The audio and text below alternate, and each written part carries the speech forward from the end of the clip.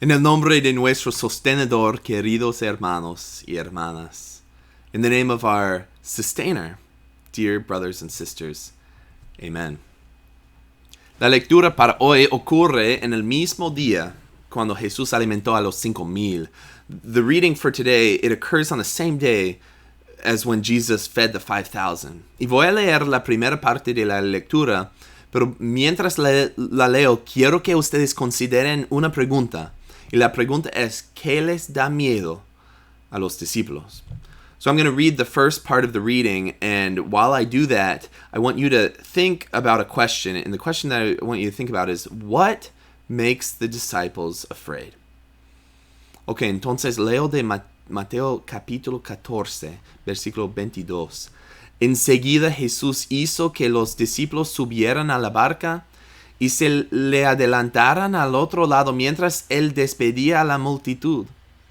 Después de despedir a la gente, subió a la montaña para orar a solas. Al anochecer estaba allí él solo, y la barca ya estaba bastante lejos de la tierra, zarandeada por las olas, porque el viento le era contrario. En la madrugada Jesús se acercó a ellos caminando sobre el agua. Cuando los discípulos lo vieron caminando sobre el agua, quedaron aterrados. ¡Es un fantasma!, gritaron de miedo. Pero Jesús les dijo enseguida, cálmense, soy yo, no tengan miedo. In English, immediately Jesus urged the disciples to get into the boat and to go ahead of him to the other side, while he dismissed the crowd. After he had dismissed the crowd, he went up onto the mountain by himself to pray. When evening came, he was there alone. By then the boat was quite a distance from shore, being pounded by the waves because the wind was against it. In the fourth watch of the night, Jesus came toward them, walking on the sea. When the disciples saw him walking on the sea, they were terrified and cried out in fear, "It's a ghost!" But Jesus spoke to them at once, saying, "Take heart, it is I, do not be afraid." Ok, entonces los discípulos, como ha pasado una vez antes, están en una barca en el mar de Galilea durante una tormenta. Pero esta vez Jesús no está con ellos. So then the disciples, as had happened before, are there in a boat on the Sea of Galilee during a storm. But this time Jesus is not with them. Entonces mi pregunta es, ¿qué les da miedo a los discípulos? And so my question is, what made the disciples afraid? ¿Qué piensas? What do you think? Esta vez no era la tormenta. This time it wasn't the storm. Quizás mejor preguntado, ¿quién les dio miedo a los discípulos? Maybe the better question is actually to ask, who makes the disciples afraid? Y era Jesús, ¿no? And it was Jesus, right? Quedaron aterrados porque lo vieron Jesús caminando sobre el agua y pensaron que era un fantasma or algo. They were terrified because they saw Jesus walking toward them on the water and they thought he was a ghost or something. ¿Y por qué pensaron eso? And why did they think that? Porque no es natural que humanos pueden caminar sobre el agua, because it's not natural that humans can walk on water. Era algo supernatural. It was something supernatural. Algo que no puede pasar según las leyes de la física. Something that cannot happen according to the laws of physics. Entonces, claro que ellos estaban aterrorizados. So of course they were terrified. Mira, ¿cuántas veces has visto un hombre caminando sobre el agua en la oscuridad de la noche durante una tormenta? I mean, think about it. How many times have you seen a man walking on the water in complete darkness while it's storming? Nunca ha pasado conmigo. It's never happened to me. Pero probablemente me daría miedo también. It would probably make me terrified as well. No era algo natural, y entonces claro que les dio miedo a los discípulos. It was not natural, and so of course it made them afraid. Pero número uno, Jesús como Dios tiene el poder sobre la física. Y número dos, Jesús inmediatamente calmó sus temores, identificándose quién era. Number one, though, Jesus, as God, has the power over physics. Made them afraid, so what? It showed who he was. But number two, Jesus immediately calms their fears by identifying who he was. Y es interesante, ¿no? And isn't that interesting? Que los discípulos estaban aterrorizados de Jesús solo hasta que se reveló a ellos. I mean, think about it. The disciples were terrified of Jesus until he revealed himself to them. Y después de que supieran quién era, sus miedos se fueron. And after they knew who he was, their fears went away. Creo que eso es una verdad para nosotros como humanos. Antes de que Dios se revela a nosotros, es natural tener miedo de él. I think this is a truth for us as humans, that before God reveals himself to us, it's natural to be afraid of him. Porque naturalmente entendemos que somos pecadores.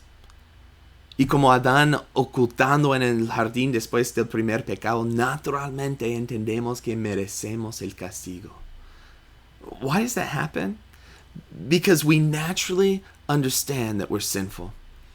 And just like Adam hiding in the garden, afraid of God, after that first sin, we naturally understand that we deserve punishment.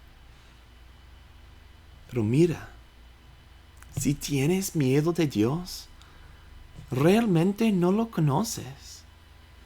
But look, if you are afraid of God, you really don't know who he is. No ves la imagen completa. You don't see the full picture. Porque Jesús no nos da miedo, sino la quita nuestro miedo. Because Jesus doesn't make us afraid, he takes away our fear. Cuando estamos aterrorizados por las consecuencias justas de nuestros pecados, Jesús responde, cálmense, soy yo, no tengan miedo. When we're terrified by the consequences that are just and what we deserve of our own sins, Jesus responds, take heart. It is I. Do not be afraid. Él calma nuestros temores recordándonos quién es. He calms our fears, reminding us who he is, que es el Hijo de Dios, el Salvador, que nos da la paz del perdón que él ganó en la cruz. He reminds us that he is the Son of God, who is the Savior, who gives us the peace of forgiveness that he won on the cross. Y como lo hizo con sus discípulos en la barca, él usa su palabra para revelarse a nosotros. And just as he did with the disciples on the boat, he uses his word to reveal himself to us. Entonces, conozcan tu Salvador. No tengan miedo de él. And so, know your Savior. Don't be afraid of him. Pero ahora voy a seguir leyendo el resto de la lectura, el resto de la historia. Y esta vez quiero que ustedes consideren otra pregunta. Y la pregunta es, ¿cómo describirías la fe de Pedro en esta historia? I'm going to keep on reading the rest of the story, the rest of the reading. And this time, I want you to think about this question. And the question is, how would you describe Peter's faith in this part of the story? Señor, si eres tú, respondió Pedro, mándame que vaya a ti sobre el agua. Ven, dijo Jesús. Pedro bajó de la barca y caminó sobre el agua en dirección a Jesús. Pero al sentir el viento fuerte, tuvo miedo y comenzó a hundirse. Entonces gritó, Señor, sálvame. Enseguida Jesús le tendió la mano y sujetándolo lo reprendió. Hombre de poca fe, ¿por qué dudaste? Cuando subieron a la barca se calmó el viento, y los que estaban en la barca lo adoraron diciendo, verdaderamente tú eres el Hijo de Dios. Peter answered him and said, Lord, if it is you, command me to come to you on the water. And Jesus said, come. Peter stepped down from the boat, walked on the water, and went toward Jesus. But when he saw the strong wind, he was afraid. As he began to sink, he cried out, Lord, save me! Immediately Jesus stretched out his hand, took hold of him, and said to him, You of little faith, why did you doubt? When they got into the boat, the wind stopped. Those who were in the boat worshipped him, saying, Truly you are the Son of God. Eso es mi favorito parte de la cuenta, lo que hizo y pasó a Pedro.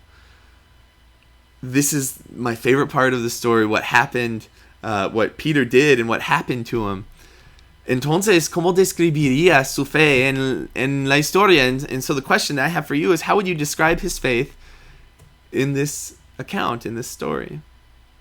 ¿Es una fe fuerte? Is it a strong faith? Or grande? Or big? Or great faith? Or pequeño? Or small? Or irracional? Or irrational? Or tanta? Or foolish? ¿Cómo es su fe? ¿Cómo describirías su fe? What's it like? How would you describe his faith? Pues yo diría depende. I would say it depends. Depende en el momento. It depends on the moment. Un momento tiene miedo, otro momento tiene la confianza para bajar de la barca en medio del mar durante una tormenta. On the one hand, he's afraid at one point, and then the next moment he has the confidence, the trust to climb out of the boat in the middle of the sea during a storm. Pues no puedo imaginar haciéndolo. I can't even imagine doing that. Pero después, el viento lo distrae y duda otra vez. And then after, the winds distract him, and he doubts again. Entonces depende es lo que yo diría. Depende en el momento. I would say it depends. It depends on the moment. Pero mira, creo que esta cuenta de Pedro también es muy importante para nosotros. I think that this account of Peter can be so important for us. Porque por un lado es como inexplicable. Because on the one hand, it's just unexplainable. ¿Cómo es posible que alguien que literalmente camina sobre el agua en un momento se cae tan rápidamente?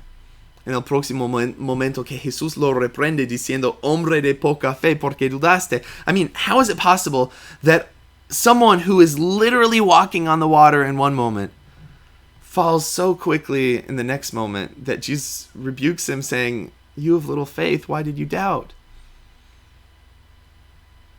¿Cómo es posible? How is it possible?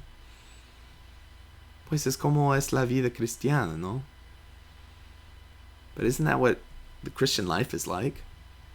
En un momento, ojos fijados en tu Salvador. Pero el próximo, ojos fijados en las tormentas que te distraen. Como las facturas o la renta que tienes que pagar, o en el calendario con tantas citas y un horario lleno, o en la lista de quehaceres, o en el año escolar que viene, o en las tablas con tantos números de casos de enfermedades, o en las noticias, o en los asuntos sociales, o en la elección, o en la dirección del país, o en tu familia, o en tus niños. Señor, sálvame. Se siente como una inundación, pero Jesús nos levanta con su mano para evitar que nos ahoguemos. It's what the Christian life is like, isn't it? In one moment, you have your eyes fixed on your Savior. But in the next, your eyes are fixed on the storms that distract you in life.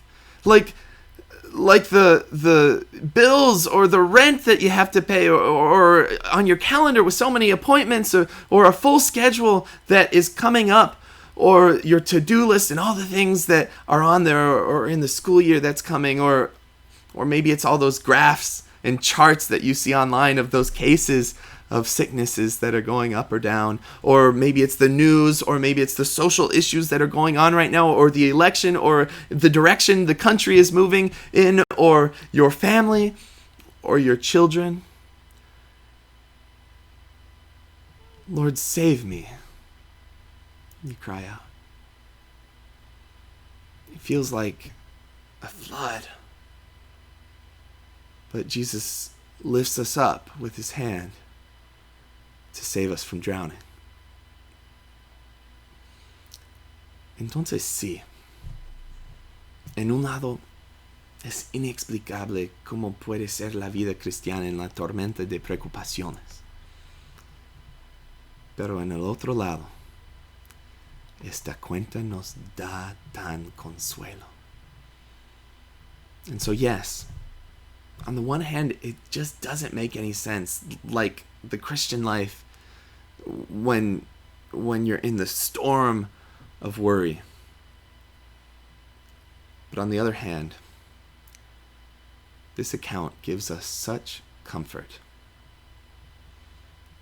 Verdaderamente Jesús es el Hijo de Dios, es su proclamación de los discípulos. Truly, Jesus is the Son of God. This is the proclamation of the disciples. Él todavía controla todo.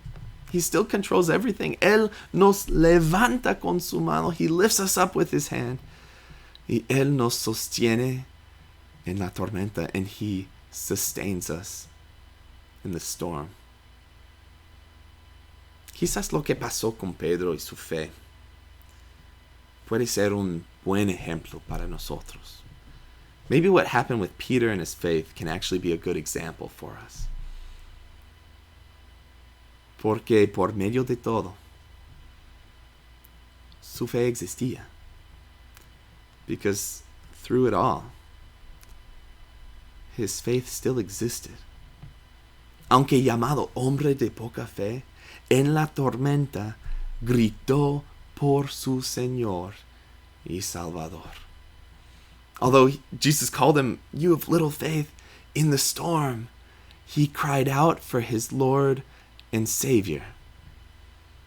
Que Dios fortalezca nuestra fe y que gritemos por Él en la tormenta. May God strengthen our faith, and may we cry out to Him in the storm. Amen. Gracias a todos ustedes por mirar este sermón en línea. Thanks to all of you for watching this sermon online. Que la paz de Cristo sea con todos ustedes. May the peace of God be with you all. Amen.